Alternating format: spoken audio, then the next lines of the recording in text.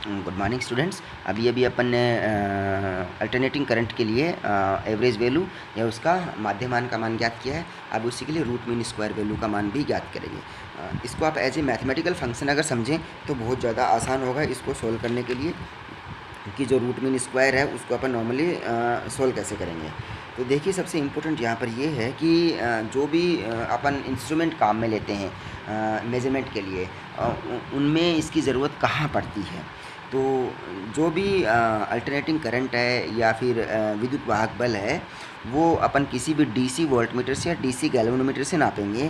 तो उसमें जो मान है वो जो वोल्टमीटर और जो गैल्वेनोमीटर हैं वो नॉर्मली इसके अल्टरनेटिंग करंट और अल्टरनेटिंग इलेक्ट्रोमोटिव फोर्स में जो चेंजेस हैं उनको शो करेंगे।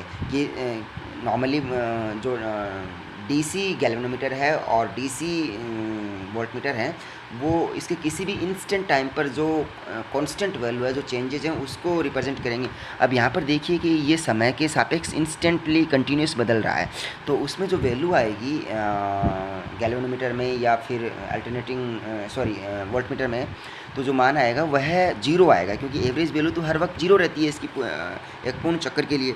इसीलिए कि जो आई है उसका एवरेज है, किसी भी एक पूर्ण चक्कर या पूर्ण आवर्तकाल के लिए मान जीरो रहता है, तो वो जो गैल्वेनोमीटर है और वोल्टमीटर है वो इस जीरो मान शो करेंगे। तो इस चीज़ को अवॉइड करने के लिए कि जो प्रत्यावर्ती धारा है या विद्युत वाहक बल है उसके औसत मान को न लेके उसके वर्ग मान को लें। और जो वर्ग मान है, यहाँ पर इसका कहने का मतलब ये है कि अपन आई का एवरेज ना निकाल के आई स्क्वायर का एवरेज निकालें। यहाँ पर अपन ने आई का एवरेज निकाला है, देखिए आई डी टी है तो उसमें कैपिटल टी का डिवाइड करके और उसका एवरेज निकाला है। अगर यहाँ पर मैं आई डी टी की बजाय आई स्क्वायर डी टी लिखूँ और फिर उसका एवरेज निकालूँ डिवाइडेड बाई टी करके, तब जो मान होगा वह जीरो नहीं होगा। और फिर उसका अगर अंडर रूट कर दूं तो वह इसके नाम के अनुरूप हो जाएगा। सबसे पहले स्क्वायर करके उसका एवरेज और फिर जो टोटल वैल्यू आएगी उसका रूट, तो रूट मीन स्क्वायर वर्ग माध्य मूल मान इसका हो जाएगा। तो चूँकि आई स्क्वायर का जो माध्य मान है वह जीरो नहीं होता है, तो इसी को अपन बारी बारी से कैलकुलेट करेंगे। यहाँ पर ये और देखिए कि जब इसका अपन एवरेज लेते हैं तो ये जीरो से लेकर t/2 तक का अपर पार्ट है, यह पॉजिटिव है और ये नेगेटिव है। तो अगर दोनों को एक दूसरे के सिमेट्रिक भी हैं तो इन दोनों को अगर जोड़ते हैं सीधा सीधा तो जोड़ने पर भी जीरो आता है। लेकिन यहाँ पर मैं इसका स्क्वायर कर देता हूँ, आई का स्क्वायर कर देता हूँ। तो आई का स्क्वायर करने पर ये देखिए कि जीरो से लेकर t/2 तक स्क्वायर करूँगा तो ये ग्राफ ऐसे आएगा। थोड़ा सा इसकी वैल्यू बढ़ जाएगी, जरूर बड़ा साइज़ में ऐसे ऊंचा हो जाएगा। और जैसे t/2 से t तक का स्क्वायर करूँगा तो वह मान जो पहले नेगेटिव था और नेगेटिव का स्क्वायर करेंगे तो पॉजिटिव, तो वह मान भी ऐसे ही आएगा। तो आई स्क्वायर का जो मान है ये टी और ये है आई स्क्वायर, ये ग्राफ है ऐसे आएगा।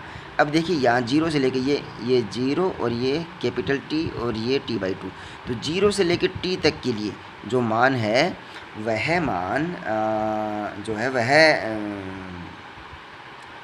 नॉर्मली क्या होगा, जीरो नहीं होगा। तो उसी को अपन सॉल्व करते हैं। तो उसको सॉल्व करने के लिए सबसे पहले क्या है कि मैंने इसको फंक्शन को सीधा सीधा ही लिखा है कि आई बराबर I zero sine omega T given है।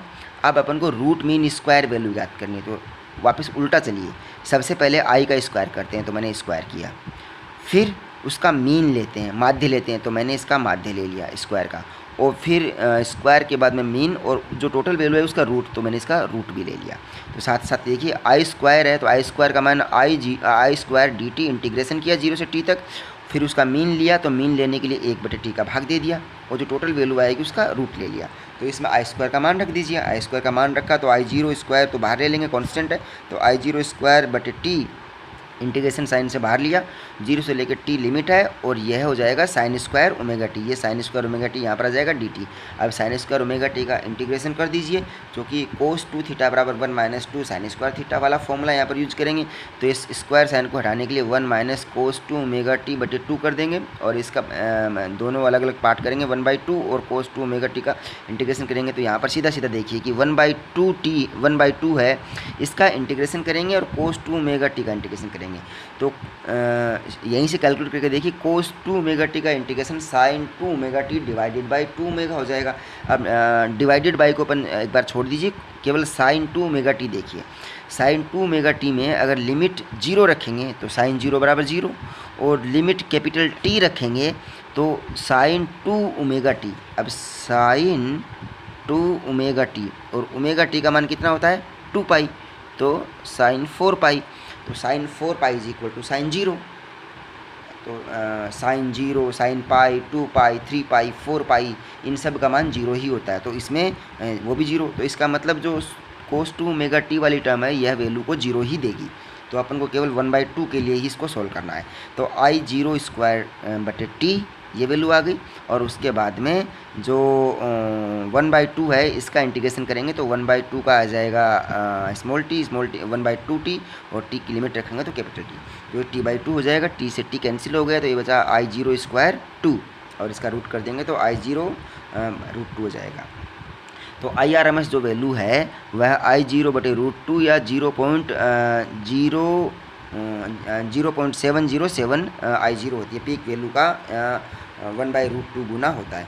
तो इसी ऑब्जेक्टिव में पूछ लिया जाता है कई बार इस सवाल को डेरिवेशन के अलावा, कि अगर कोई फंक्शन दिया गया है I बराबर I0 sign omega T, function कौन सा है, फंक्शन दिया गया है I बराबर I0 साइन ओमेगा टी, तो इसमें जो रूट मीन स्क्वायर वैल्यू है, करंट का वर्ग माध्य मूल मान है, वह होगा।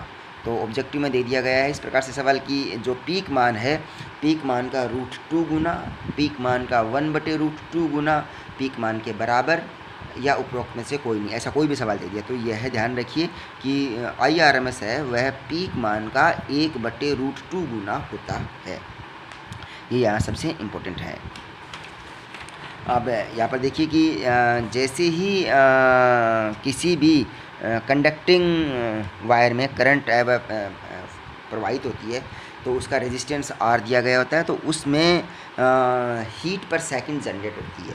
तो वह जो हीट पर सेकंड है उसको अपन I2R के लिखते हैं, चूँकि I2RT होता है हीट, लेकिन मैंने ये पर सेकंड करने के लिए T का भाग दे दिया, तो यहाँ पर जो Q है वह पर सेकंड में शो कर रहा है, तो ये I2R जो कि नॉर्मली पावर के बराबर भी होती है, शक्ति, तो I2R इसको पावर के रूप में लिखते हैं। यहाँ पर T कर दूंगा तो यहाँ पर यह एज ए वोल्टेज के रूप में लिख सकते हैं इसको, करंट। तो यहाँ पर जो T है इसका डिवाइड इधर हीट में कर दिया जाए तो हीट पर सेकंड है, तो Q है यह हीट पर सेकंड को मेजर करता है I2R। तो यहाँ पर I है वह I0 साइन ओमेगा टी है, चूँकि स्क्वायर है इसीलिए I0 को स्क्वायर किया और साइन ओमेगा टी को बाहर निकाल दिया, तो ये Q बराबर I0 square R sign omega T. अब प्रति चक्कर हीट पर सेकंड कितना ज़्यादा इससे उत्सर्जित होगी या वैल्यू होगी इसकी, उसको अपन डिस्क्राइब कर सकते हैं। यहाँ पर देखिए साइन स्क्वायर यहाँ पर टर्म आई हुई है, साइन स्क्वायर ओमेगा टी। अगर मैं इसका माध्य मान लूँ तो इसका जो हीट है इसका माध्य मान लूँ, प्रति सेकंड माध्य मान लूँ इसका, तो वह कितना होगा। तो देखिए साइन का जो माध्य मान होता है वह तो 0 होता है, साइन स्क्वायर ओमेगा टी का माध्य मान है वह 1/2। अभी अभी अपने प्रीवियस डेरिवेशन में देखा है कि यहाँ पर जो देखिए वैल्यू आई है वह साइन स्क्वायर ओमेगा टी का ही माध्य मानता है 0 से लेकर टी तक के लिए, तो वह 1/2 या T/2 जो भी आप बोलें इसके लिए, तो ये 1/2 मान होता है यहाँ पर। तो 1/2 मान होने के कारण से जो हीट पर सेकंड का माध्य मान है वह 1/2 I2R हो जाएगा, इसका मान 1/2 हो जाएगा। तो देखिए यह 1/2 I0 स्क्वायर R, I0/√2 करके इसका स्क्वायर मैंने बाहर निकाला, तो ये IRMS है, ये जो वैल्यू है ये IRMS की वैल्यू है, तो Q बराबर IRMS स्क्वायर R हो जाएगा। तो इसको अपन यूँ भी लिख सकते हैं कि जो किसी भी प्रत्यावर्ती धारा है उसके द्वारा उत्पन्न जो हीट है वह कौन सी हीट के बराबर होती है, उष्मा के बराबर होती है, जो प्रत्यावर्ती धारा का रूट मीन स्क्वायर वैल्यू है उसके कारण से उत्पन्न हीट के बराबर होती है। वह एक्चुअल में जो IRMS है, जो करंट है रूट मीन स्क्वायर करंट है, वर्ग माध्य मूल मान है धारा का, उसको आभासी एम्पीयर या वर्चुअल करंट भी कहते हैं। और ऐसे ही यह जो IRMS है इसको वर्चुअल EMF भी कहा जाता है। ये जो मान होते हैं इनका IRMS और ERMS, ये जो मान है ये अपने जो एमीटर हैं या वोल्टमीटर हैं ये इसको पढ़ते हैं। जैसे कि अपन इसको यूँ कह सकते हैं कि नॉर्मली 220 वोल्टेज जो अपन रीडिंग का डिस्कस करते हैं वह एक्चुअल में ERMS ही होता है।